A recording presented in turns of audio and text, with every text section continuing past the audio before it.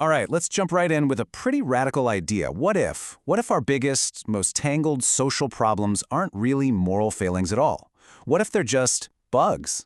Fixable bugs in the code that runs our society? I mean, think about that for a second. What if we could just stop blaming people and start debugging the system itself? That question, right there, is the key to everything we're going to talk about today. We're not here to point fingers or talk about who's good or bad. We're here to run a diagnostic. Okay, so let's get concrete. We're going to start with a really specific and honestly a deeply misunderstood social bug. It's this phenomenon that in Japan is called muteki no hito, which translates to something like the invincible person. So on the one hand, you have this online myth, this kind of cool, edgy idea of a person who's so strong and fearless because they have nothing left to lose. But the reality, the systemic reality, is something else entirely. It's not strength. It's a critical system failure. This isn't some movie anti-hero. It's a warning light flashing on society's dashboard, telling us the whole social contract is just completely broken down for this person. And that's the key, right? This isn't about someone being malicious or evil. It's a logical logout. It's what happens when a system gives someone no stake in the future, no reason to play by the rules. They've essentially just opted out. It's a grim but totally logical conclusion. Okay, so if that's the bug, how do we figure out what's causing it? Well, that brings us to this idea of society's hidden debt. It's like we need to become forensic accountants and audit society's books. And to do that, we first have to understand a very specific and pretty clever kind of financial crime. The term we need to know is tubashi.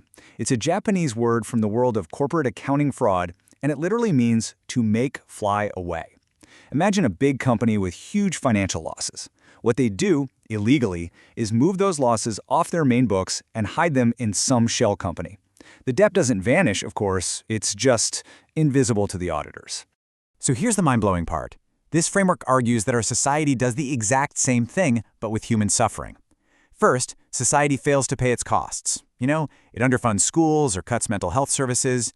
Then, all the damage that results from that, the trauma, the lack of opportunity, it gets moved off society's books and onto an individual's personal balance sheet.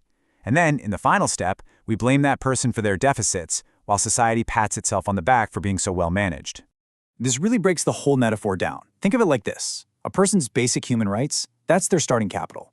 Their skills, their confidence, those are assets. But then you have trauma, social barriers, stigma, those are liabilities. And the accounting fraud, the social tubashi, is when we blame the victim for liabilities that the system itself loaded onto their books. And this all leads to a really powerful concept called structural innocence. It means that if you just looked at the person's books, they might look bankrupt. They look like the problem. But the truth is they're innocent. They're just carrying the unpaid debt of an entire society. So, if the whole problem is crooked bookkeeping, what's the solution? Well, it's simple, right? We have to correct the ledger. We have to shift from blaming individuals to holding the system accountable.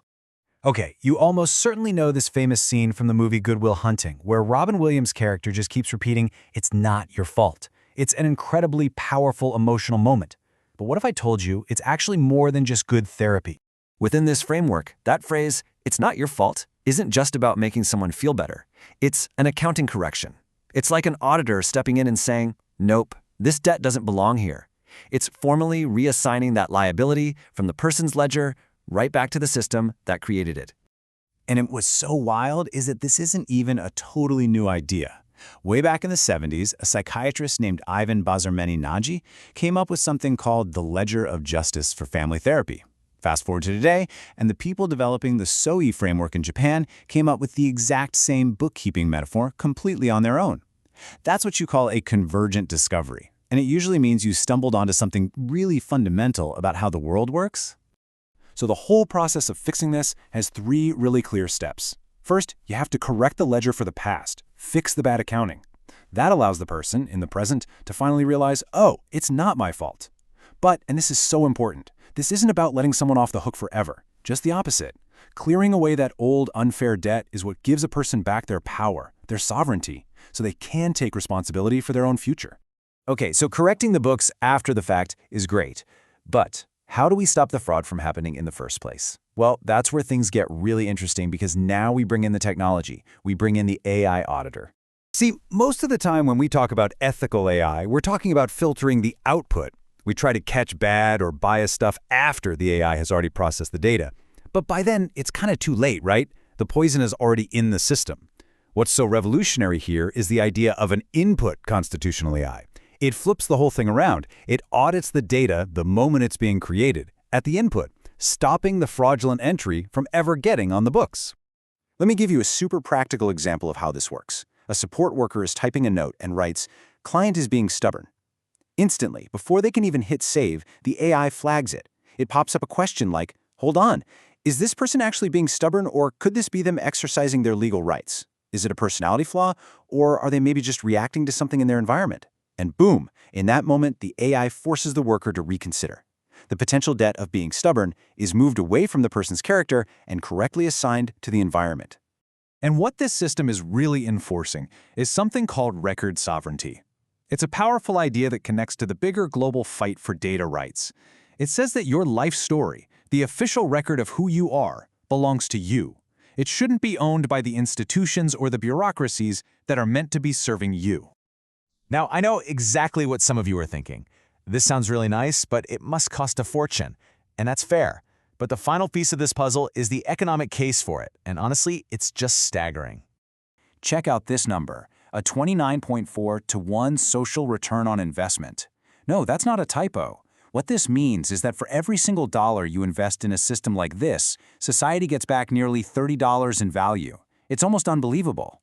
So you're probably asking, how on earth is that possible? Well, it's actually pretty simple when you break it down. You're not just spending money, you're preventing incredibly expensive system failures down the line. We're talking about huge savings in the justice system, in emergency room visits, in long-term care, all while helping people become productive, tax-paying members of society again. And this is the ultimate takeaway. This completely reframes how we should think about welfare. It's not a charity. It's not just a cost we have to bear. It's a high-yield investment. It's an investment in human potential and, at the end of the day, in our own collective economic stability. So all of this leaves us with one last big question. For centuries, we've tried to fix people. We've blamed them, we've tried to change them, but what if the people were never the problem? What if the problem was always just a bug in the code? Maybe it's time we finally started fixing that.